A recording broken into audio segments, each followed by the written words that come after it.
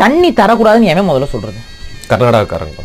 தமிழை நான் சொல்றேன், ஏன்னா அங்க இருந்தாங்க ஆறு வருது, அவன் தாங்க தடுக்கிறது.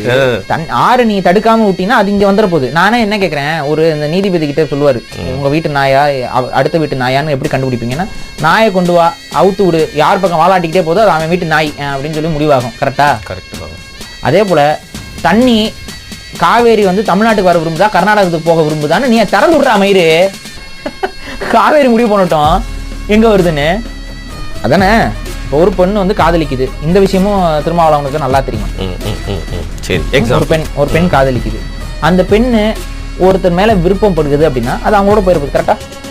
கரெக்டா. காவேரி ஒரு பெண் நதி, பேரும் கூட காவேரி. திறந்து விடு, அவ தமிழ்நாட்டுக்கு வராளா இல்லைன்னு பார்த்துருவோம். அவளுக்கு தமிழ்நாட்டு மீது தான்டா காதல், அவளுக்கு வர்றதும் தமிழ்நாட்டுக்கு தான் வரா. அவளை எதுக்குடா நீ அடைச்சி வச்சுட்டு இருக்க? இப்படிதான் பேசணும் நம்ம. ஏன்னா நீங்க லூஸ் மாதிரி பேசணும், நம்மளும் இப்படிதான் பேச வேண்டியதா இருக்கு.